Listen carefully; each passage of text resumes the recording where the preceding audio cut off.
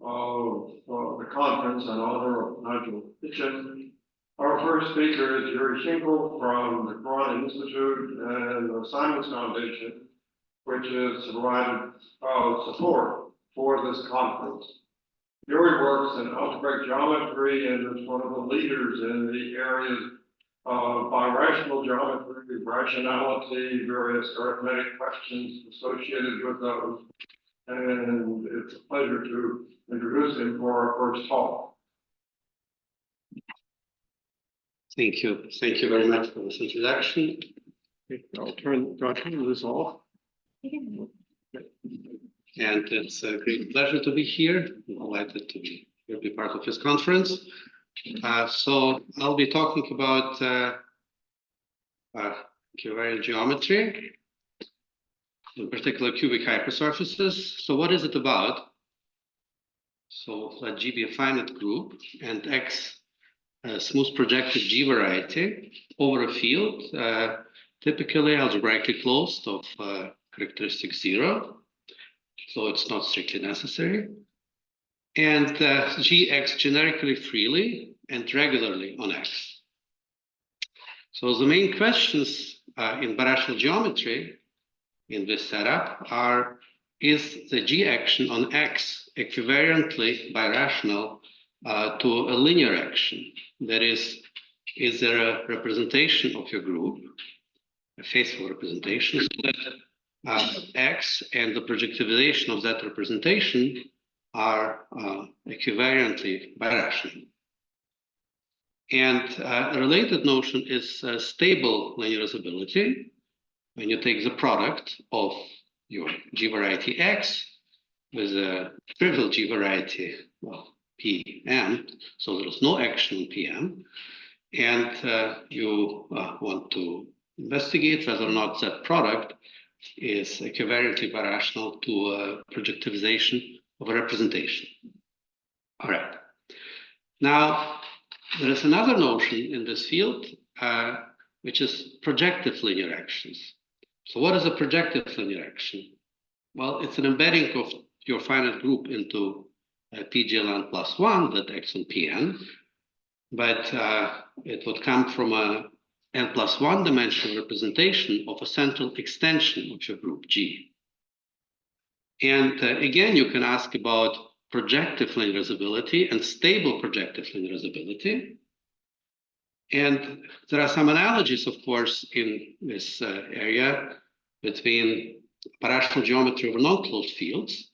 The way you should think about linearizability is that it is sort of the analog of rationality over non-closed fields. When you consider varieties over non-closed fields, you would want to know, is such a variety rational that is birational to projective space? And projective linearizability in this context means that you're birational to a Browse-Severi variety. So it's a form of projective space, but without points. So that would be the analog over non-closed fields. Therefore, we will focus on linearizability, but of course, projective linearizability is also an interesting notion. So let's start with something very simple and straightforward. What acts on P1? So the groups that can act on P1, cyclic dihedral A4 is 4A5. And which actions are linear? Well, the cyclic group is linear, and the dihedral group where n is odd also acts linearly. There is a two-dimensional representation, you projectivize, you get the action in P1. Projectively linear actions are those where the dihedral group with even n, and then A4 is 4A5. And so let me explain these differences here, in great detail. Well, we have the Klein 4 group, C2 plus C2, and it simply cannot act linearly on P1. Just think of that. If you have a two-dimensional representation of C2 squared, one of the C2s has to act trivially on the projectivization. You just look at the eigenvalues, 1 minus 1 minus 1, 1 minus 1. Something has to give when you projectivize. So it cannot act linearly. So if you want to get an action, then you have to start with central extension. In this case, it would be, the dihedral group D8. And in particular, well, as A4, S4, and A5, they don't even have faithful two-dimensional representations, so they can't act linearly, but their central extensions do. Okay, so what is the intuition when we consider equivariant geometry over equivariant geometry and try to make the action linearizable? The more complex, and the bigger the group, the more difficult it is to make the action linear. So, and I will give you plenty of examples. There will be many, many examples in this talk. So, and why are we doing this? As I mentioned already, equivariant birationality is supposed to be sort of analogous to the rationality problem. And even if you work over the complex numbers and you want to understand rationality of cubic threefolds, cubic fourfolds, very often you have to deal with fibrations. And then you're looking for sections of fibrations, so typically quadric bundles over some higher dimensional base. And then, well, if you consider fibrations, then the question that you need to answer is the generic fiber now a variety over the non-closed field, which is a function field of the base? Well, is that rational over the function field of the base? And so, well, when you think about sort of rationality over non-closed fields, and you try to prove rationality, so you typically use the Galois action on additional data, on singularities, on other geometric structures on your variety, and you try to do all the constructions equivariantly with respect to the Galois action. And so therefore, if we look at equivariant geometry, where we also try to do all our constructions equivariantly, taking into account the group actions, this is sort of similar. But there is also another application of these ideas. If you can show non-rationality simply by exhibiting too many symmetries of your variety. And again, I'll give you an example in a second. So the plan for this talk is I will discuss abstractions to stable linearizability, some of them classical and some of them new. And then, as promised, applications to cubic hypersurfaces, threefolds and fourfolds. And then I'll show you some constructions of stable linearizable actions.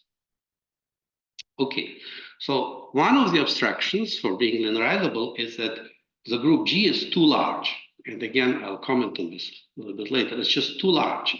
As we've seen already, A5 doesn't even have a two-dimensional representation. It can't act linearly on P1. Another thing that is a big field and has been studied for some time, that is birational rigidity. There are techniques for showing that varieties with a prescribed G actions simply cannot be birational to projective space because they're not birational to anything except themselves. Another abstraction is existence of non-trivial cohomological invariants, in particular the action of your group on the Picard group or on the Brouwer group and things like this. There is, of course, a G action on the intermediate Jacobian. And then there is also a G action on torsors over intermediate Jacobians. And then there are new abstractions introduced recently, the Burnside abstractions. And then there is a technique of specialization. You specialize and then you find abstractions in specializations. All right, so now let's talk about the first one. The group is too large. So S5 doesn't act on P2 linearly. It simply doesn't have faithful representations that size. But you can make it act on a quadric or a cubic surface given here. So it's in P4 a priori, but there is sort of a linear subspace, and then there is the, let's say, diagonal quadric or cubic. And so that immediately tells you that this particular action is not linearizable. Okay. But the Lopez surface of degree 5, M05 bar, so modular space of 5 points on P1, you have a natural S5 action on it. It's a surface. It's clearly not linearizable because, again, S5 cannot act on P2 in a linear fashion. Now, SL2 F7, it acts on a Delpezzi surface of degree 2, and of course, you've seen sort of the image of this action on a quartic in P2, but there are no phaseful representations that would give you a generically free action on P2. Now, for threefolds, you have a similar example, S6 acting on a quadric or cubic threefold. Again, the group is too large. But how about this one, F7? It acts on this smooth cubic fourfold. You find this, it's an invariant. And F7 simply cannot act on P4 because smallest representation will be 6-dimensional when you projectivize as 5-dimensional. So that's how you get plenty of actions that are not linearizable. Now, birational rigidity, the other type of abstractions. So definition is that every G birational model of your variety is isomorphic to your variety. However, there could be a different G action on it. That's sort of an interesting point that one distinguishes between birational rigidity and super rigidity, which means that you come back to the same action. But they're actually non-trivial things. You blow up, blow up, blow up, go down. You get the same variety, but the actions are not the same. So the second G is a subgroup of things? Or? It's the same G. The G action. What does it mean possible?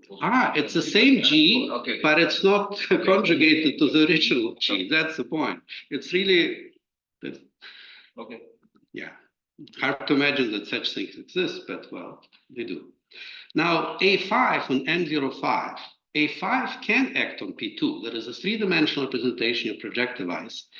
So, in principle, it might be possible that M05 bar is linearizable. But actually, and that's a theorem, the action is rigid.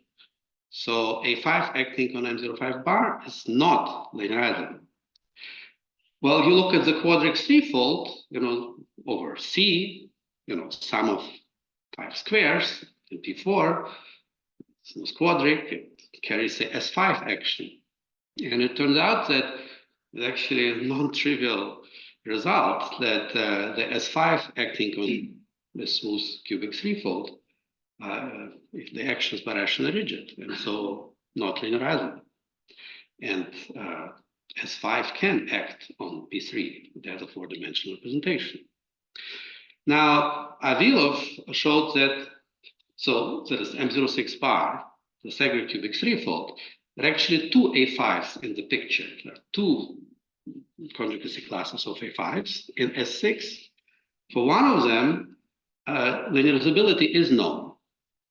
And it's sort of clear how to do it. You take your P3, you have 5 points, and you put this 5 action on it, you blow up, and you get your segregated cubic. For the other one, which in these coordinates is sort of the standard A5, the way you think of the A5 sitting in S6, the action is birationally rigid and therefore not linearizable. So that's an example of 2 different actions on the same variety. One is linearizable, the other is not. Okay.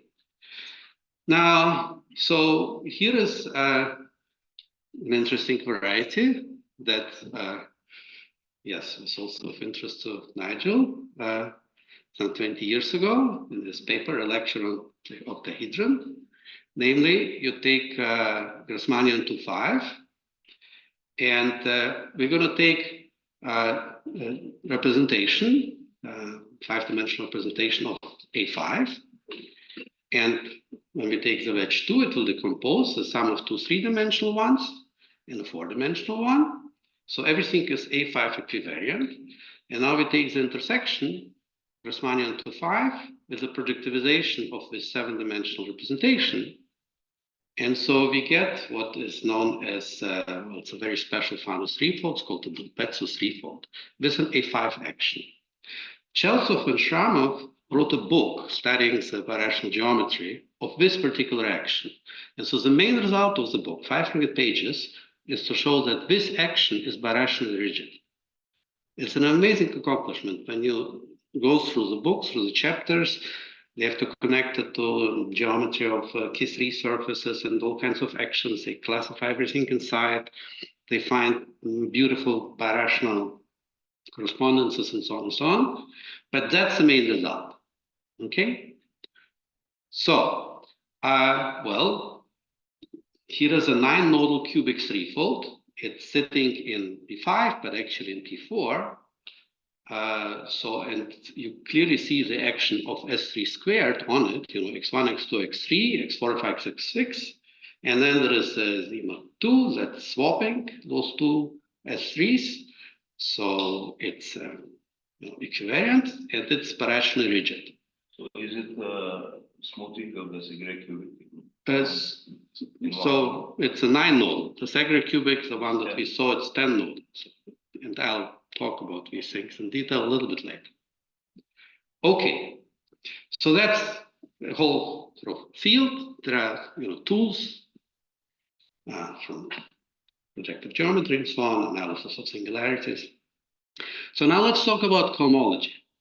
So there is an obvious G action on the Picard of the variety, and as soon as the Picard has an interesting structure, and well, you can hope to find cohomological abstractions. And one abstraction is non-vanishing of H1. So let me explain this in a second. So if you look at the linear action and you do birational transformations, so you have projective space, and all you're allowed to do is blow up and blow down a G orbits. And so when you blow up a G orbit, you add to the Picard of the projective spaces Z a permutation module. And you blow down, you take away a permutation module. So H1 doesn't change, and H1 for the action on Z is trivial. So this is a birational invariant because the birational transformation that you're allowed to do, well, preserves that property. So the moment you find non-vanishing of this H1, you know for sure that the action is not linearizable. Now, in principle, the action on the Picard should be computable, in principle. But of course, in practice, for example, if you have a K3 surface, like a diagonal quartic surface in P3, then there's obvious S4 action and things like this. Now, well, how do you compute it? And so we have a whole paper with Andrew Crash some 10 years ago. If X is a degree 2 K3 surface, then over the rationals, or let's say over a number field, then there is actually an effective algorithm to compute the Gallo action on the Picard group. And when I say Gallo action, you can do it also equivariant as a G action. But in other cases, let's say you have a quartic and with some G action, then I don't actually know how to do that. It may be possible, and it may be possible for complete intersection, K3 surfaces, but in general, it seems to be quite difficult because, again, you need to find all the classes, and guess the action, and so on and so on. So in the examples that I will show you later, the action on the Picard is easier to extract, and then you put it into your favorite computer algebra program, and then it works. All right, so here is an example. Consider this cubic surface, the one that we saw before. We know that for S5, it's not linearizable. But how about for Z mod 2? So the thing is that Z mod 2 fixes an elliptic curve. And there's a theorem of Bogomolov and Prokhorov from several years ago to the effect that if you have a rational surface and you have a cyclic group of prime order acting on it, and it fixes a curve of higher genus, then you're guaranteed to have cohomology in H1. And therefore, the action is not linearizable.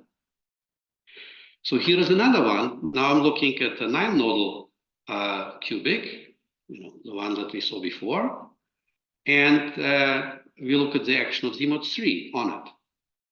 And again, we can write down a basis for the Picard of the resolution of singularities of this 9-nodal cubic, and then look at the G action on it, and then compute H1, and it's non-zero. Therefore, the action of Z mod 3 on this particular cubic is not linearizable. Now, C2 squared acting on M06 bar, the second cubic threefold. So now I'm labeling it the action the way you would label it on the 6 points. So 1, 2 meaning first and second point exchange and so on and so on. You look at 1, 2, 3, 4, and then 3, 4, 5, 6, and you look at the action of the Picard, and you find cohomology. So that action is also not linearizable. All right. So now let's talk about intermediate Jacobians, method of Clements and Griffiths. So if a smooth projective rationally connected threefold of the complex numbers, and there is an intermediate Jacobian associated to it that principally polarized abelian variety, and if the variety is rational, then the intermediate Jacobian has to be a product of Jacobians of curves. All right.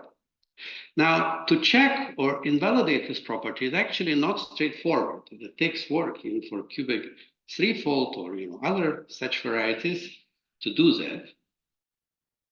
So there's a whole theory by Boehning where the intermediate Jacobians are computed for conic bundles. So there's a discriminant curve in the base, your rational surface, and then there is a discriminant cover, so which the conic bundle splits, and then there is a Prim variety, and the intermediate Jacobian is a Prim variety, and then you can decide whether or not this thing is a product of Jacobians of curves using the geometry of the curve and so on. So the curve is singular, that's why we use Boehning. Well, yeah, so. Otherwise it's not.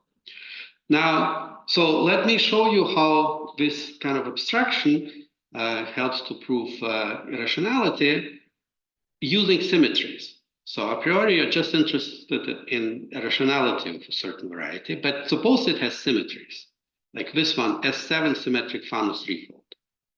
All right. So this threefold, Fanus threefold, is not rational. I mean, there are many ways to prove this, but this is an idea of Boehning from 2011. So you compute the dimension of the intermediate Jacobian. The S7 will act on the tangent space at 0. You decompose it as representation. Here it is. Now, there is a Torellus theorem, and by Torellus theorem, we know that the automorphisms of a curve are basically equal to the automorphisms of the Jacobian of the curve, except that when the curve is not hyperelliptic, there's an extra x goes to minus x on the Jacobian of the curve that doesn't come from automorphisms of the curve. But for hyperelliptic curves, of course, you have it. So suppose the intermediate Jacobian is the Jacobian of the curve. The action is faithful on the intermediate Jacobian. So it has to be faithful action on the curve. So the S7 should act, well, cannot act faithfully on C, so it couldn't be in automorphisms of C. Now, the genus of the curve we can compute, it can't be more than 20. And so, well, we look at what we have, like 1/2, the half from the plus minus, 7 factorial. That's one number that we get. And then we get the upper bound 84G minus 1 on the automorphisms of C. It's a contradiction. So that's a proof that this threefold cannot be rational. Okay, it's It's not S7 rational, or it's not rational at all. I mean, it's not G rational or not rational. So I'm talking about rational, no G. It's just rationality over C. So, but this is a way of using symmetries to show that something is irrational without any action in the picture. Now, of course, you could also use specialization and say, well, if you have one that's irrational, then the very general ones are also irrational. So it would be an alternative way of showing that these kind of varieties are irrational. Okay, so, but now let's look at the equivariant version of the Clemens-Griffiths method that well, has not been deployed until now. So let's look at this conic bundle, x1, x2, equal to a polynomial of degree 4 in y1, y2, y3. So the way you should think about it, x1, x2, let's think like x1 squared plus x2 squared. So it's a conic over P2 with coordinates y1, y2, y3. So it's kind of a conic bundle. And let's look at Z mod 2 that exchanges the x1 and x2. Now, if there is no symmetry, if it's just the equations that I wrote down, then clearly this variety is rational because, well, you have parameters, y1, y2, y3, and x2, and you can solve for x1. So it's a rational variety. So its intermediate Jacobian of this threefold, of course, is a Jacobian of a curve, and that's a curve. That's a quartic curve in P2. So the Jacobian of that curve. Now, but we have the Z mod 2 action. With the Z mod 2 action, you can't really solve for one of the variables because they are now exchanged. There is a connection between these two. Well, how does G act on the intermediate Jacobian? So you can compute in an x by plus minus 1. But the plus minus 1 for a plane quartic does not come from the curve. And so therefore, the G action on the threefold is not linearizable. So it's actually very tricky. Z mod 2 is a very small group. And so if you try to play birational rigidity or other tools with, you won't succeed because there's just too many birational transformations that you can do. But the intermediate Jacobian carries that information. It just knows about it. And so that's one way to extract an abstraction. So we have a paper almost completed with Cheltsov and Zhang. If you look at the two-nodal cubic threefold, of course, without actions, it's rational. As soon as you have a node, you project from the node, and that's your rational parameterization. A cubic threefold with a node is rational, with two nodes as well. But if you have a group, a subgroup of the automorphisms that does not fix the two nodes, that exchanges the two nodes, then the G action cannot be linearizable. And again, so how do you think about it? The moment you have two nodes, you draw lines through the two nodes, you project, and you get a conic bundle. And then you're playing the same picture, the same game with similar to the one that I just showed you. Now, it turns out that you can get additional abstractions that haven't been seen before from natural geometric torsors over intermediate Jacobians. So these torsors are invisible if you work with the complex numbers, but they do play a role in geometry of non-closed fields and in equivariant geometry. The nicest example is an intersection of two quadrics in P5. So in the previous statement, exactly two nodes, or exactly two nodes. Exactly two nodes. So intersection of two quadrics in P5. So okay, you can diagonalize, these things. So you can write down. So you have 6 by 6 symmetric matrices and so on. In any event, there is a curve of genus 2, the hyperelliptic curve, double curve of P1, and the 6 fibers are sort of the 6,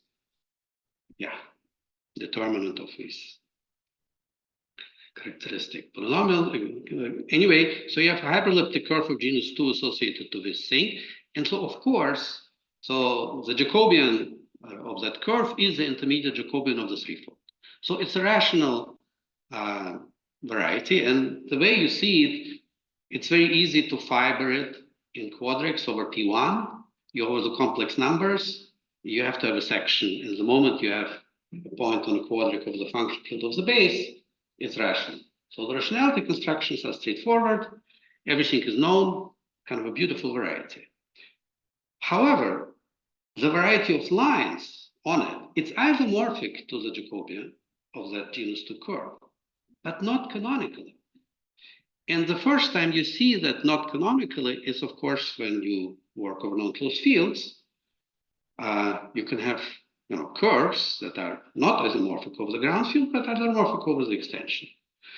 Or if you work in presence of G actions.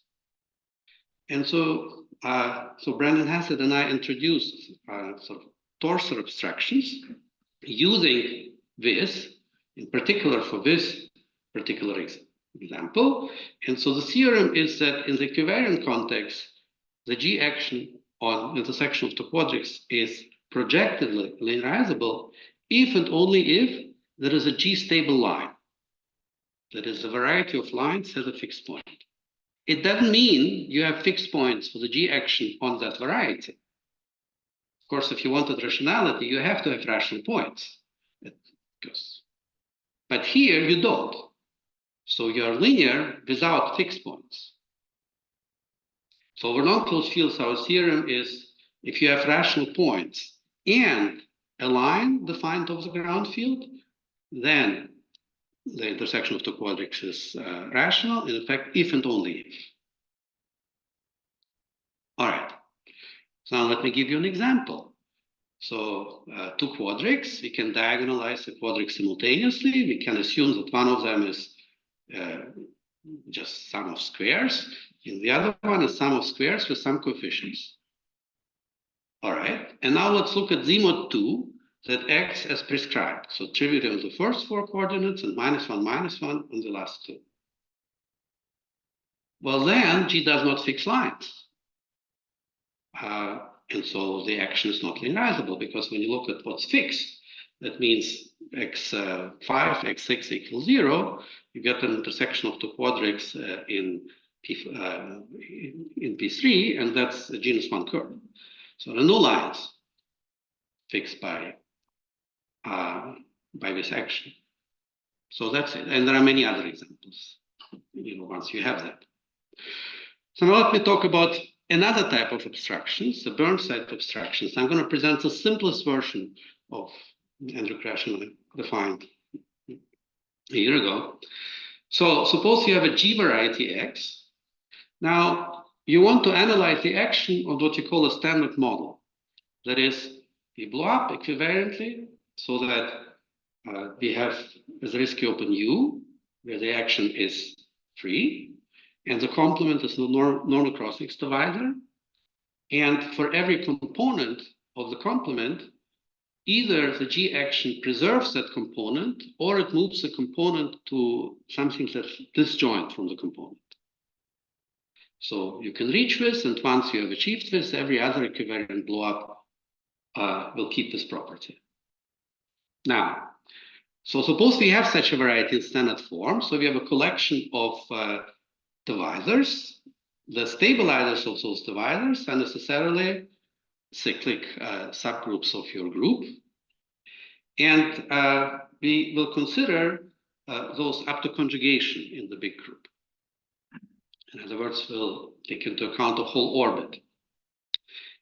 Now, if you look at one of these divisors, there might be a residual action on it.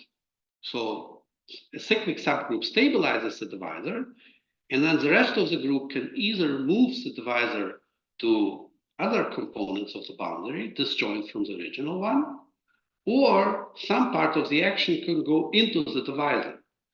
So you have a subgroup of the centralizer of your cyclic group, modulo that centralizer, and it could act on the divisor. So this is what I call the residual action. Now we're going to look at those components of the boundary together with the Y action that cannot be obtained by equivariant blow-up of a standard model. So you look at the standard model, you look at some subvarieties, you blow them up, potentially with stabilizers, and then the exceptional dividers will be exceptional dividers with stabilizers potentially, residual action. And if you have a divider that cannot arise from such a process, then we call it incompressible. So let me give you some examples of these incompressible actions. Okay, later. So we start with a G action on the variety, and we look at a sum of symbols. Symbols are the sum is over cyclic subgroups of the group, modular conjugation, residual action on the function field of the divisor, and then the weight of the action in the normal bundle to the divisor. So it's a one-dimensional thing. It's sort of one character of your stabilizer that we record as well. So why conjugacy classes? Well, you see, we're recording only one representative of an orbit. So we have an orbit of divisors, and when you go from one sort of element of the orbit to another, of course, the stabilizers get conjugated somehow. And we don't want to distinguish. We just pick one representative and therefore consider these cyclic groups after conjugation. And there is, of course, a similar conjugation action on whatever the residual action is on the divisor as well. So you have to introduce these conjugation relations. But after you've done that, you get sort of a free abelian group on such symbols.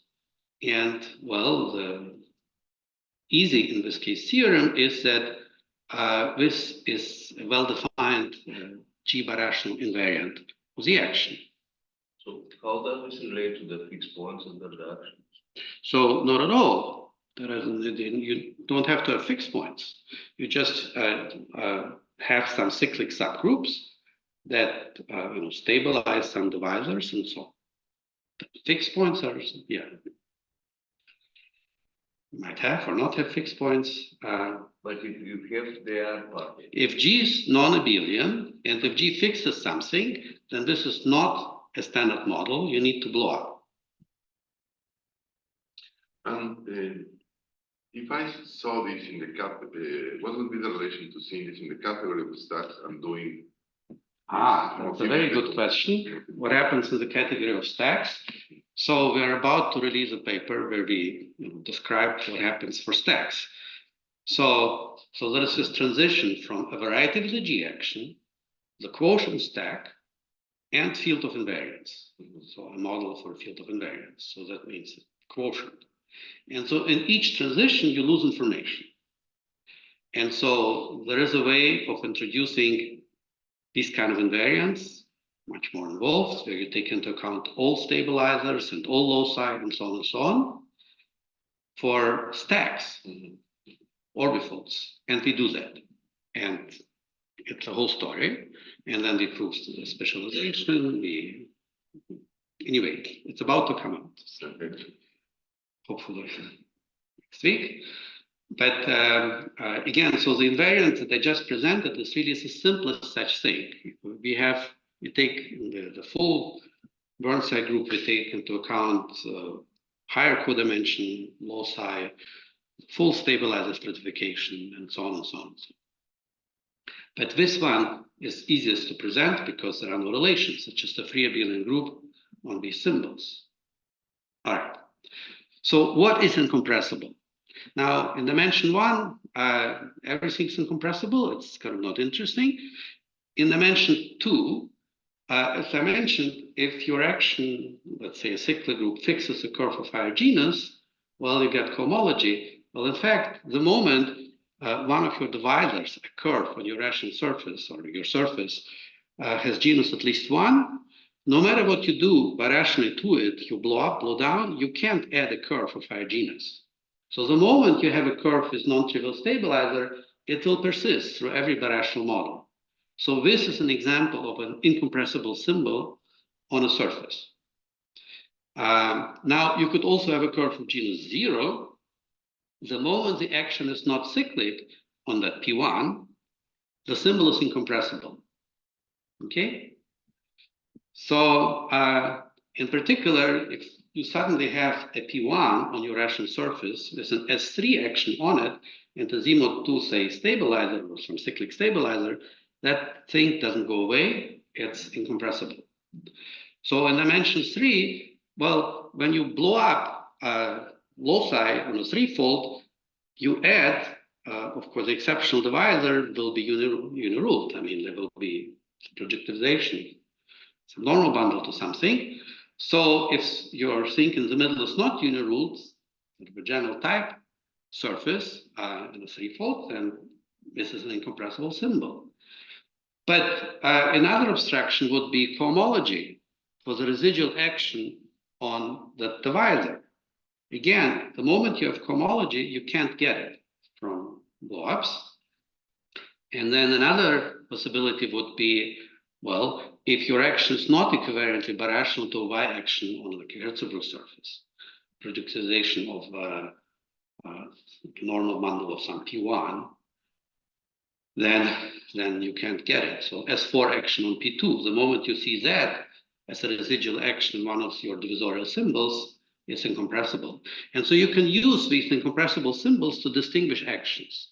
So now let me show you how that works. Suppose you have a nodal cubic threefold. We know it's rational. And suppose you have an action of G, and there is an involution that fixes a cubic surface. So the moment you get this, you just look at an involution that has eigenvalues like 1, 1, 1, 1, minus 1.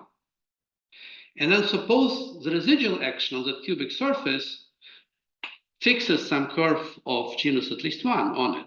It could be yet another involution that fixes some elliptic curve on a cubic surface. Then that symbol is incompressible. And if you want to compare this action on a cubic threefold to an action on P3, well, you have to ask yourself, can you get such symbols from linear actions on P3? And the answer is no. You can't produce such symbols because linear actions never give cohomology in divisorial symbols. So then the action is not linearizable. That incompressible symbol does not arise for linear actions. So that's the simplest way to fabricate an action of, let's say, C2 squared on a rational variety, a singular cubic, that's not linearizable. All right, the next topic is producing abstractions to linearizability via specialization. So the idea goes back to Clayton's. If you have a family of final threefolds whose generic fiber, and suppose for some point in the base, you suddenly see that the intermediate Jacobian, let's say of a desingularization, is not a product of Jacobians of curves, and the singularities are not too bad, let's say at most nodes. Then the theorem is that the general fiber is not rational. And why is that? Well, you know that intermediate Jacobians will have to vary, and if over the generic point you add product of Jacobians of curves, of course, it will specialize to product of Jacobians of curves. Okay, and Bouville implemented this to show non-rationality of some quartic and sextic double solids. And the way he did this, he forced some singularities, nodes, and then found birational modifications producing conic bundles over rational surfaces, or P2, which he then analyzed with his technology, and prim varieties and stuff like this, and in particular found logical abstractions in the or non, intermediate Jacobian abstractions in the specialization. I mean, you can do both.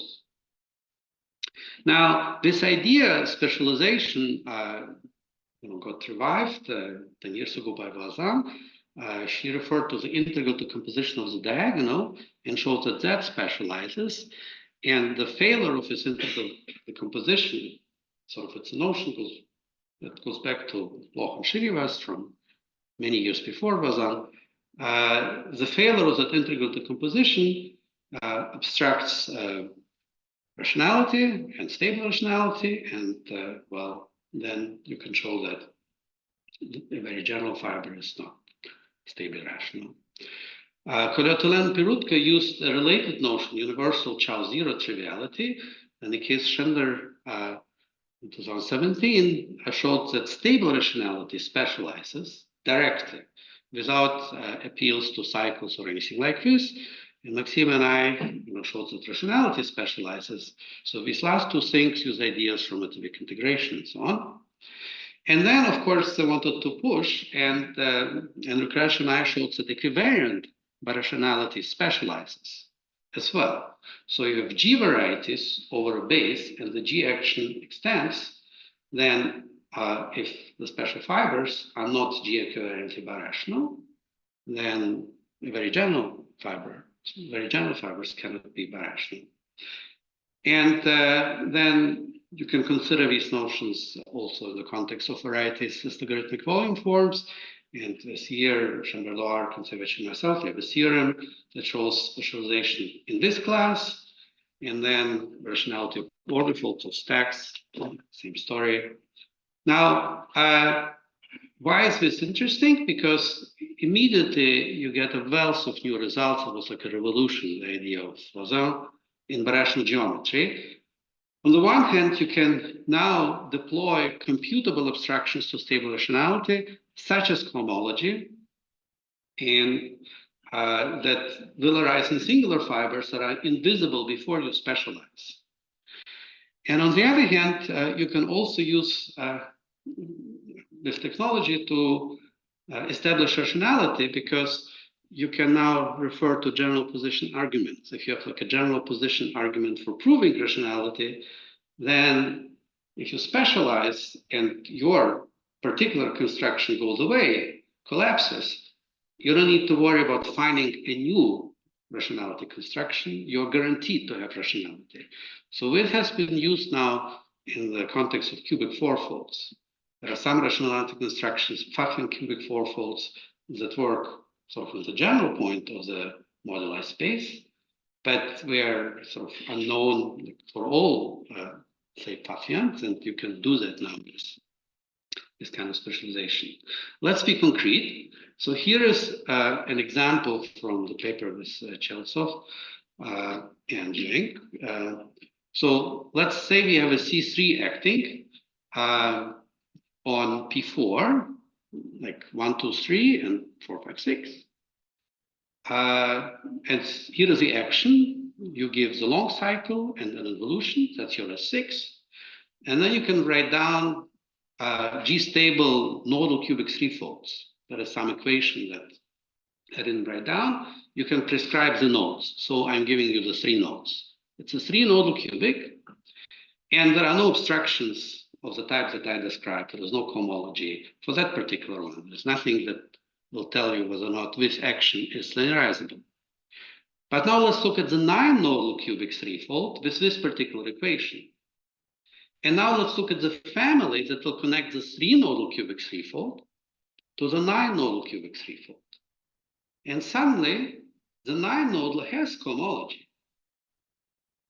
And therefore, a very general 3-nodal will not be linearizable. So that's the first application of specialization of these of the equivariant sort of specialization. So I was very happy, because one thing is producing a machinery, and another thing is finding that it works in some examples and produces something non-trivial in examples. Here is an example. All right. Now, let's talk about the nodal cubics in a little bit more in general. So smooth cubic threefolds, it's threefolds in P4, they're all irrational. So everything is known about their automorphisms. You have 6 maximal groups, normal forms, everything is known. Nodal cubics, as I said, are rational, and we know the number of nodes is at most 10. And of course, if you have one node and only one node, whatever you do, G action has to preserve the node you project. It's equivariantly linearizable, everything is fine. Cubic surface or Sorry, it's 4. It's a typo.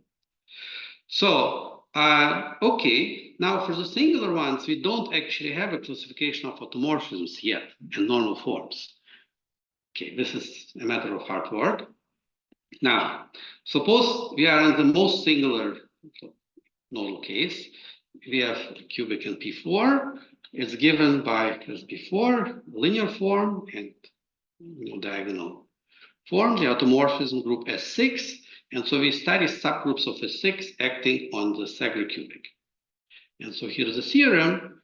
The G action is linearizable if and only if, well, if you fix the singularity, then you project from it, you're good.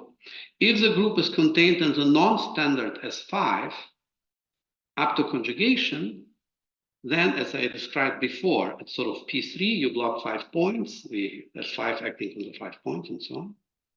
Or if you have C2 squared, and then there is some geometry. There are G invariant planes, the singularity is as a union of 5 C2 squared orbits of length 2, and so on. How does that work? So this is a complete answer. So what are the main steps? Well, you look at the non-trivial subgroups, the subgroup letters in your group. Then you look at the maximal one, like A5, S5, corresponding to standard, non-standard embeddings, and use those birational rigidity results. And so for one action, you're birationally rigid. For the other action, you're linearizable. Then you could have a G-stable plane. And when you have that, your cubic is equivariantly birational to intersection of two quadrics in P5 that I described. However, this one is singular and toric. And then you start thinking arithmetically. If you have a toric threefold, rationality of toric threefolds has been completely settled by Kuniavsky in the 90s. So all obstructions are found in the G module Picard, and in particular, there is a cohomological obstruction H1, and the other obstructions being stably permutation or not. And so you get this diagram. So no pi means your threefold has no plane, preserved under G, not fixed, preserved. The other half of the diagram is when you have such a plane, then you look at all the subgroups, and the red groups are the ones where you have either cohomological obstruction or that stable permutation module obstruction to linearizability. And so you see there is like one thing in blue that survives, and for that thing in blue, we show that it's linearizable. And everything else is eliminated by the red subgroups, which have obstructions. Now, of course, we were very motivated to look at what happens in all the other cases. So we are between 2 and 9. And so, of course, we'd like to classify all automorphisms if possible, produce normal forms, and so on and so on. Well, then you look 2 nodes, I told you, 3 nodes, well, we think it's linearizable if and only if the action fixes a node. And then we provide examples of non-linearizable actions. I showed you how. Then 4 nodes. Then again, you can analyze linearizable, not linearizable. The P is the number of planes that you have. The moment you have one plane, it's G stable automatically. You project, you get an X22. You can analyze the linearizability of that X22. And so 5 nodes with planes, without planes. So what happens here is that your action on a threefold is birational to an action on a quadric threefold, smooth quadric threefold. And there you're kind of stuck because it's actually very hard to decide linearizability or prove failure of linearizability on a smooth quadric threefold, amazingly, even for S3 actions or D5 actions. We don't know how to answer that. And then 6 nodes, full classification of this or that. 7 nodes, all actions are linearizable. 8 nodes, completely solved linearization problem. Sometimes linearizable, sometimes not. And then 9 nodes, there are some S3s or D6. I mean, actually, it's D12. So acting on a smooth quadric. Okay, so in the last 5 minutes, I want to give you some positive results. Namely, proving stable linearizability. So why are we interested in this? Over non-closed fields, it is notoriously difficult to find varieties that are not rational, but rational stably after you multiply this projective space. So in fact, very few examples are known for surfaces and so on. Now, equivariantly, however, there are various multilinear algebra constructions, vector bundles, that work and produce kind of very surprising results. So one of those is a Pfaffian construction. So you have a projectivization of some kernel, one vector bundle of rank 2 over a Pfaffian variety, and then you project the other way, and you get a stable birationality that in presence of group actions, if all the things inside carry the action of your group, becomes an equivariant birationality. So this uses the fact that a G vector bundle over something that acts generically freely on the base can be split off, becomes a trivial G vector bundle, and therefore base times the trivial thing is birational to the G vector bundle over it. And so in particular, let's look at this one, the toric cubic fourfold in P5. This is the equation.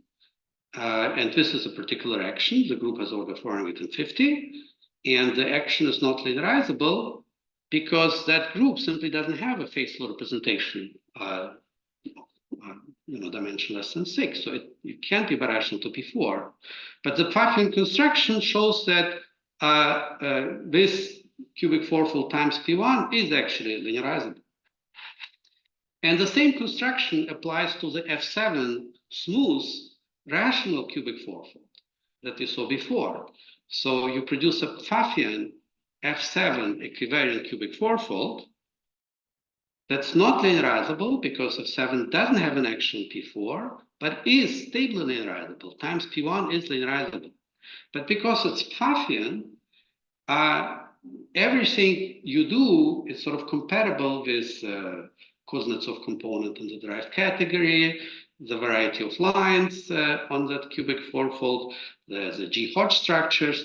So all the conjectures about rationality in the equivariant context are satisfied, and yet the cubic fourfold is not rational. Rational or? Not equivariantly, it's not rational. It's rational as a variety, but not rational as a G variety. It's not equivariantly birational to a linear action. But maybe the G category that appears there is different. So the G categories are the same. We identified the G category as, there is a G Kuznetsov, GK3 in the picture. Everything works except rationality. And there is a related construction, namely Grassmannians. So again, if you work equivariantly, pick representations, and in a certain range, when you pick a subrepresentation of some codimension, which is relatively small, and look at that intersection, Grassmannian intersected with the projectivization of this, then, so it's this picture, then you get a stable birationality.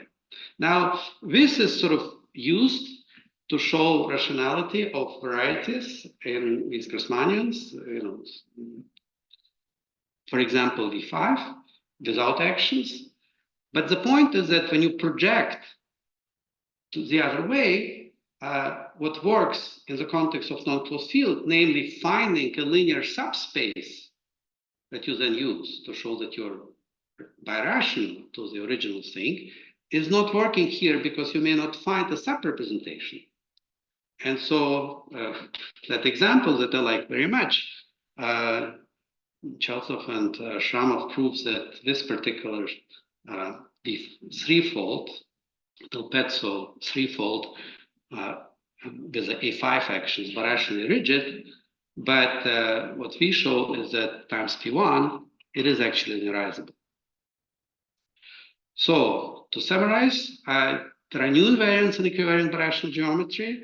There are now many examples of non-linearizable actions based on these invariants, and also some new stable linearizability constructions that are based on vector bundles and vector bundle constructions. And we have not exhausted that part at all, and we are sort of continuing to push in this direction. Thank you. Thank you so much.